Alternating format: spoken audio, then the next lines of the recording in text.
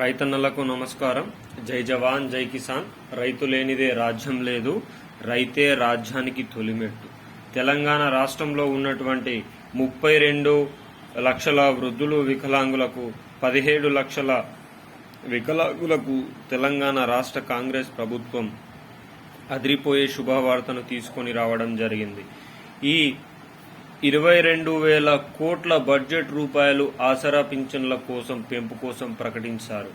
అసలు ఈరోజు ఈ వీడియోలో జూలై నెల పెరిగిన ఆసరా పింఛన్ల పంపిణీ కార్యక్రమానికి సంబంధించిన పూర్తి సమగ్రమైన సమాచారం గురించి తెలుసుకుందాం.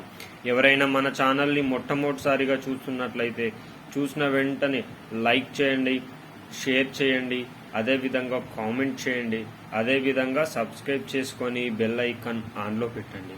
ఇక వీడియోలోని వివరాల్లోకి అయితే వెళ్ళిపోదాం. ప్రతి ఒక్కరూ లైక్ చేయడం వల్ల వీడియో 50 లక్షల మంది ఆసరా పింఛన్ వాహులకు చేరడం అనేది జరుగుతుంది. బంధుమిత్రులకు షేర్ చేయడం ద్వారా ఆసరా పింఛన్లకు సంబంధించిన పూర్తి సమగ్రమైన సమాచారం గురించి వాళ్ళు తెలుసుకునే అవకాశం ఉంటుంది. అదేవిధంగా మీ యొక్క సందేహాలను కామెంట్ రూపంలో తెలియచేయండి. మీరు కామెంట్ రూపంలో తెలియజేస్తే మీకు నోటిఫికేషన్ రూపంలో నేను మిగతా సమాచారం ఇచ్చే అవకాశం అయితే ఉంటుంది.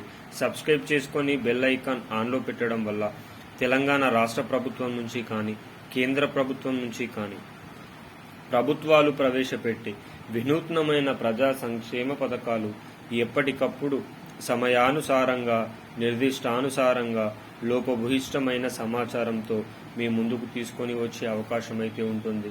తద్వారా ప్రతి ఒక్కరూ ఈ ప్రజా సంక్షేమ పథకంలో భాగమయ్యే అవకాశం అయితే ఉంటుంది. ఈరోజు వీడియోలో జూలై 2024 ఆసరా పింఛన్లు వచ్చాయి. 21 నుంచి 30 వరకు ఇక్కడికి వెళ్లి తీసుకోండి. దీనికి సంబంధించిన పూర్తి సమాచారం గురించి తెలుసుకోవాలనుకుంటే వీడియోని పూర్తిగా చూడండి.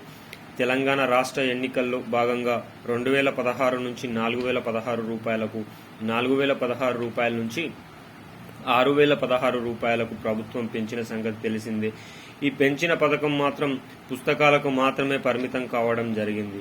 దీనికి 210 రోజులు గడుస్తున్నా ఇంకా ఆసరా పింఛన్ల పెంపు అనేది జరగలేదు.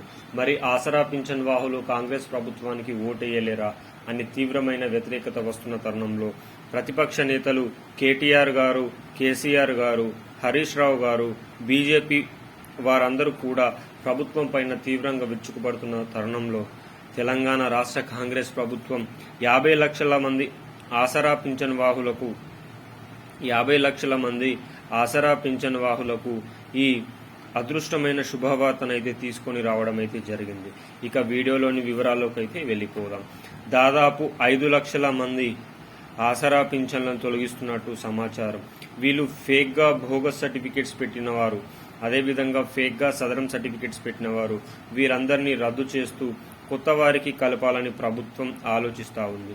అప్లై చేసుకున్న వారిలో 5 నుంచి 8 లక్షల మందికి కొత్తగా కలుపుతూ ఈ జూలై నెలలోనే ఆసరా పింఛన్లకు సంబంధించిన లిస్టులను విడుదల చేసి ఆగస్టు నెల నుంచి పెరిగిన ఆసరా పింఛన్ల పంపిణీ కార్యక్రమం చేయాలని ప్రభుత్వం ఆలోచిస్తూ ఉంది. ఈ జూలై నెలలో మాత్రం 2016, 4,016 పాత ఆసరా పింఛన్లకు సంబంధించిన పంపిణీ కార్యక్రమం మాత్రమే ఉండబోతున్నట్లు తేల్చి చెప్పేసింది. మరి ఆగస్టు నెలలో మాత్రం 4,016, 6,016 పెరిగిన ఆసరా పింఛన్లకు సంబంధించిన లిస్టులను విడుదల చేస్తున్నట్లయితే సమాచారం. మరి దీనిపైన మళ్ళా కొత్తగా అప్లై చేసుకునే అవకాశం అయితే లేదట.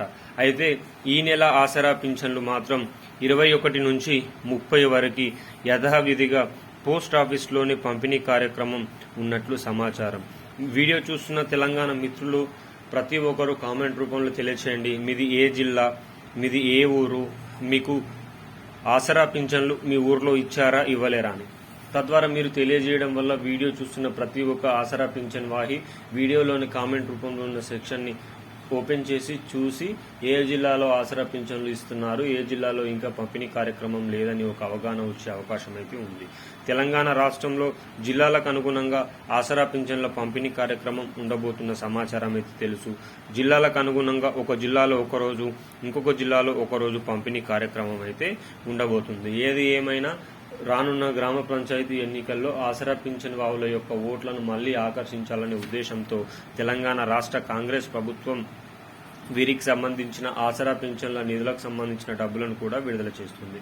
వీడియోని వస్తే సబ్స్క్రైబ్ చేయండి.